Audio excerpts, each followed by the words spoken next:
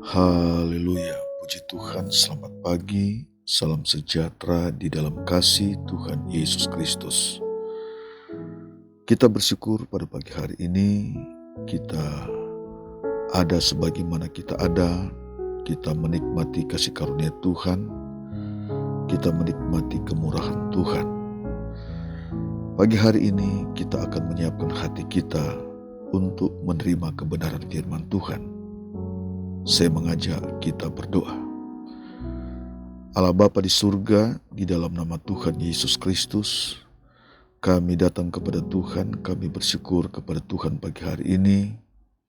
Tuhan sudah menolong kami, Tuhan sudah menyertai kami melewati sepanjang malam. Dan pagi hari ini kami menyiapkan hati kami untuk terima kebenaran firman Tuhan. Memberkati setiap umat-Mu pagi hari ini, dengan begitu setia mendengar, menerima kebenaran firman Tuhan. Berkat Allah selalu ada dan menyertai mereka. Kami bersyukur dalam nama Tuhan Yesus Kristus. Haleluya. Amin. Puji Tuhan. Firman Tuhan terambil dalam Yohanes 13 ayat 34. Yohanes 13 ayat 34 berkata demikian. Aku memberikan perintah baru kepadamu, yaitu supaya kamu saling mengasihi, sama seperti aku telah mengasihi kamu. Demikian pula kamu harus saling mengasihi. Haleluya, puji Tuhan. Bapak, Ibu, Saudara yang dikasihi oleh Tuhan,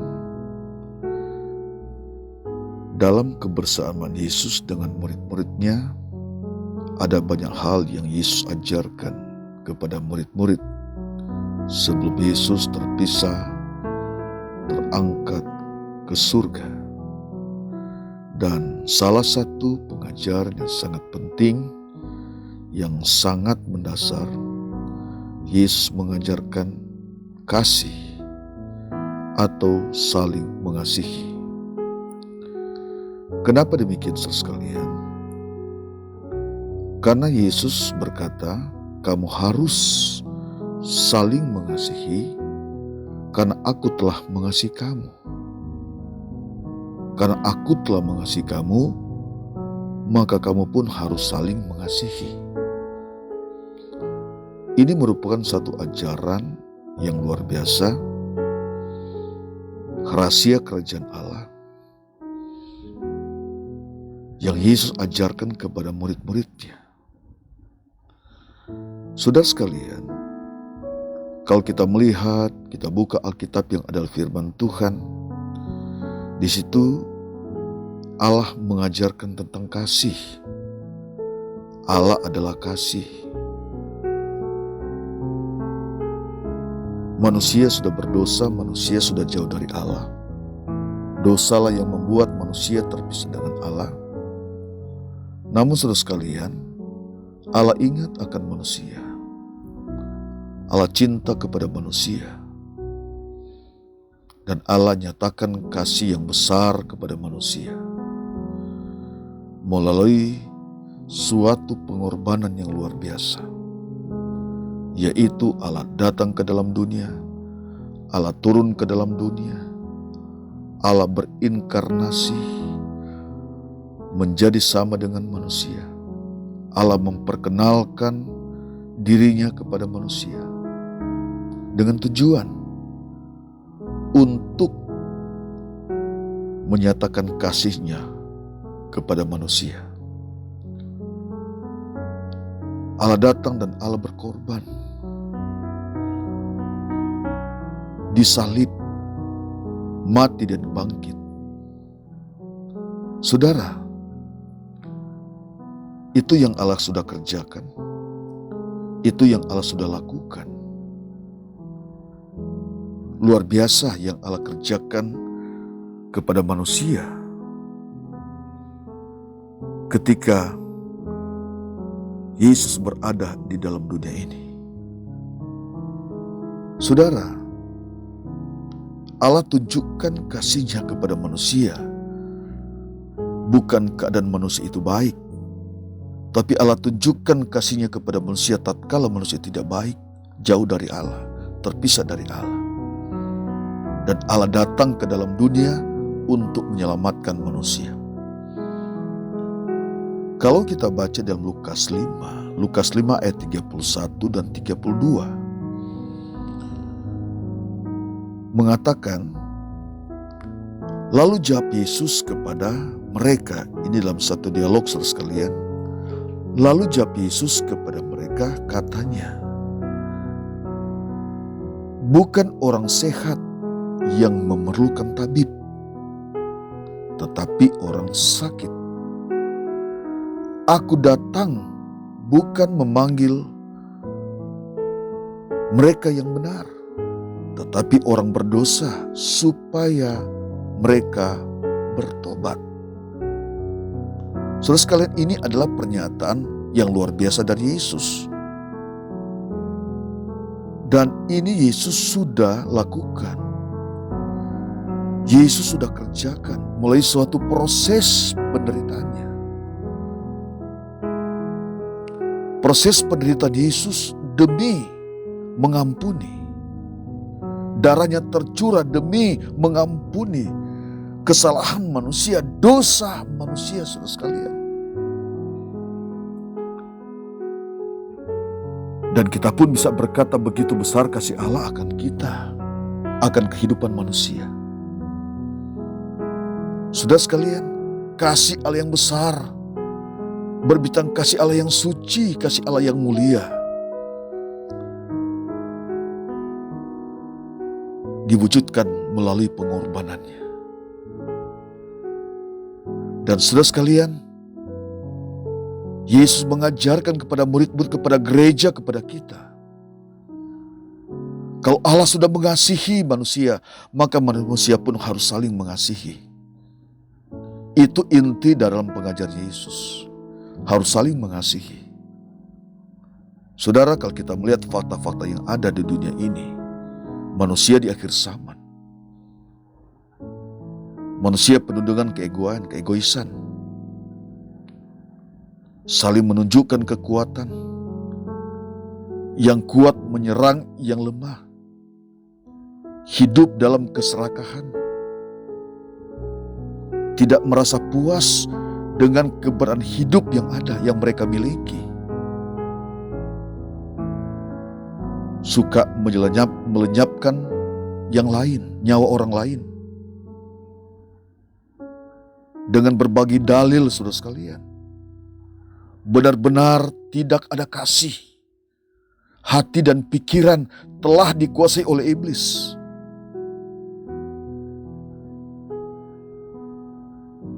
Pengajar Yesus mengingatkan kepada kita, kepada gereja, kepada hamba-hamba Tuhan, kepada jemaat, yaitu kamu saling mengasihi, sama seperti aku telah mengasihi kamu. Itulah ajaran Yesus. Saudara, kasih adalah jembatan untuk kita sampai pada tujuan, yaitu tujuan rancangan Allah yang kekal, rancangan penuh dengan damai sejahtera. Saudara, jangan sampai pada waktunya Allah berkata kepada kita, kepada saudara, aku tidak mengenal engkau. Hanyalah engkau membuat kejahatan. Saudara sekalian, kebaikan atau kasih sangat bertolak belakang dengan suatu kejahatan, perbuatan jahat. Alkitab adalah firman Tuhan mengajarkan kepada manusia agar hidup manusia hidup dalam kasih, tidak dikuasai oleh kedengkian, tidak dikuasai oleh kemunafikan, tidak dikuasai oleh keegoan. Saudara sekalian, Apa artinya di dalam dunia ini? Kita punya harta, kita memiliki pangkat, kita memiliki jabatan, tapi tanpa kasih, tanpa menolong mereka yang lemah, tanpa menunjukkan kasih kepada mereka yang tidak berdaya, saudara. Hidup ini hanya sementara. Hidup dunia ini tidak kekal, saudara. Dalam waktu yang Allah berikan, kesempatan yang Allah berikan ke dalam hidup kita, agar hidup manusia ada hidup kita harus saling mengasihi. Saudara sekalian, ada banyak contoh-contoh yang kita melihat. Ketika manusia tidak ada firman, ketika orang tidak ada firman, hidup di dalam kebencian, lalu saling menyerang. Tetapi pada pagi hari ini, siapapun kita yang sudah mendengar firman Tuhan, biar hati dan perasaan kita dipulihkan, diselamatkan. Mungkin saudara disakiti, mungkin sudah direndahkan, mungkin saudara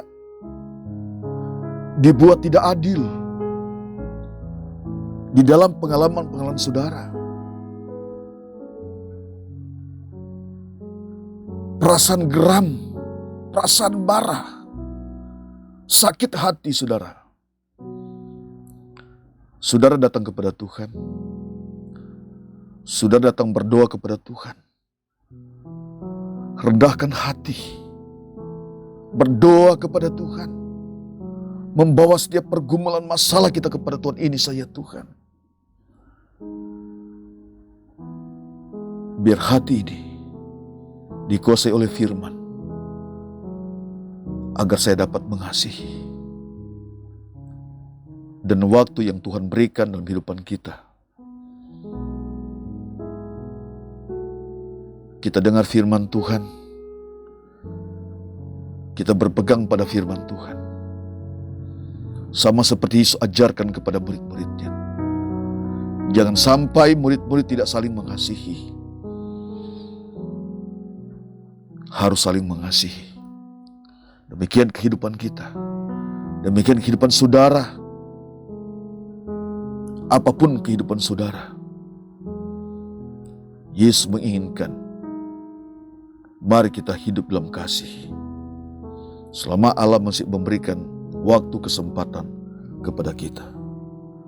Pagi hari ini kita harus berdoa, biar kita Roh Kudus menolong kita, menjamah hati kita. Kita berdoa. Bapa di surga, dalam nama Tuhan Yesus Kristus, terima kasih pada pagi hari ini. Kami bersyukur, kami berterima kasih. Engkau Allah yang baik dalam kehidupan kami. Engkau Allah yang besar, yang luar biasa dalam kehidupan kami. Jamah setiap umat-Mu di pagi hari ini.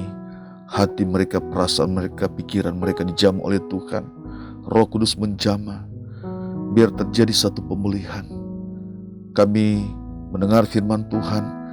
Kami dikuasai oleh firman Tuhan. Biar kami memiliki kasih. Kami berjalan dalam kasih. Kami tidak berjalan keegoan kami, tapi kami berjalan dalam kebenaran firman Tuhan. Tolong umat-Mu pada pagi hari, siapapun mereka. Jamah hati mereka dalam nama Yesus. Yang sakit hati Tuhan jamah dalam nama Yesus. Berikan kasih. Biar firman Tuhan menjamah mereka, memberkati, menolong mereka dalam nama Tuhan Yesus Kristus. Terima kasih di pagi hari ini Tuhan, kami bersyukur kepada Tuhan. Apapun yang menjadi persoalan umat-Mu pagi hari ini, di saat mereka mendengar firman Tuhan, Tuhan menolong. Engkau adalah Allah yang ajaib dalam kehidupan kami, dalam kehidupan umat-Mu yang mendengar firman Tuhan di pagi hari ini. Terima kasih Tuhan, terpujilah nama Tuhan untuk selama-lamanya. Kami bersyukur pada pagi hari ini, kami sudah terima kebenaran firman-Mu. Haleluya. Amin.